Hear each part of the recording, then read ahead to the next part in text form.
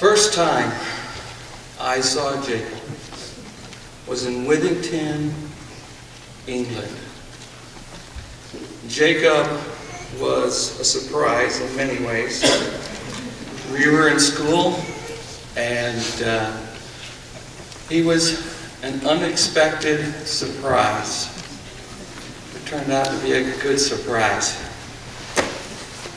The first comments about Jacob as he entered this world was by a midwife who said, "Ooh, we have a ginger." I wasn't sure what that was. I was relieved to realize it was only red hair. And Jacob soon became our cuddle bug. He was a cuddler when he was little. And Jacob, from the very beginning, those of you who knew him older, he was chubby. He's just a chubby little Pooh Bear. In fact, we all took Winnie the Pooh names from characters, and he was the Pooh Bear. In fact, later on, he was, and this is the way I remember it, they'll probably correct me later, but he would say, "I just want a little smackerel of something." And he was always wanting a little something to eat. How little, I knew how much little could be. That kid could eat and eat and eat. And you guys want to know why we were always poor? Jacob, my second memory of Jacob when he was about, I don't know, about Malachi's age. He was a toddler, toddling around. We were in England, and we went to the park. We like to go to the park. And I have to warn you, as I was trying to think about stories and things about Jacob, I thought, well, I can't have him up. I got to concentrate on not getting myself involved and be talking about me.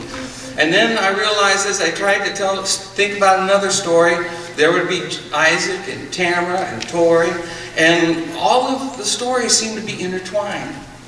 In fact, the kids, the normal way to see them was on the couch like a litter of puppies and arms and legs everywhere. That was just the norm. And somebody in the pile would be pitching, or it was sometimes Tori, and sometimes Jacob, and sometimes both.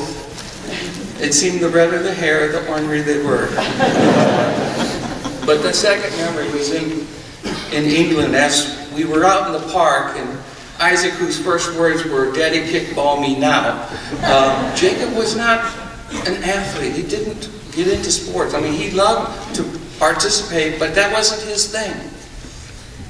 And so Isaac was off kicking a ball, and I was holding Mary, or she was, I don't remember it, but, and Tamara was off playing, and Jacob was starting to climb. He was on this jungle gym, and he was just where he could barely get up. And in England, this particular park where they had that old gym equipment and stuff, he was just kind of tipping up on there, and I was trying to keep an eye on Isaac because I didn't want anybody to abscond with him.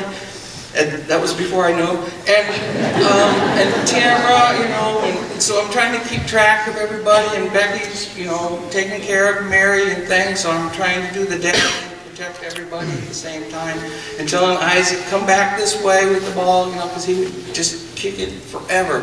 And out of the corner of my eye, I saw Jacob lift himself up on top of that bar and went to flip over, and of course it was a concrete thing, and I could not quite get there in time. And he landed on the front of his head and flipped over backwards, and his head snapped back, and it was awful. And I ran over, and as I picked him up, sorry about your Drew water, or your water dude. And as I picked him up and held him to see if he was okay, his eyes rolled back to the top of his head. And he made no sound, and he laid there limp in my arms. And this park was very large. We had no car. And I picked him up and we rushed back, and it seemed like a mile. I think it was probably a quarter of a mile. And all along I was carrying him, thinking, no, Lord, don't take him. And we got, and I loaded Becky into a cab. I had to flag down a cab. And she went off to the hospital, and I took the kids home. Well, the Lord graciously let us have him. Next memory I had of Jacob is as he got a little older, and after our first pastorate there in England, and it was our farewell, and we were coming back to the States, and they had a congregation full, and of course, you know, I don't know how old he was, old enough that he was talking and running through the church, and here comes Jacob down the aisle of the sanctuary with two of the ladies of the church, little old ladies chasing him, saying, just one more, Jacob. And he's going, no more kisses, no more kisses. They loved that ginger top, and they loved to kiss him, and he's just had enough.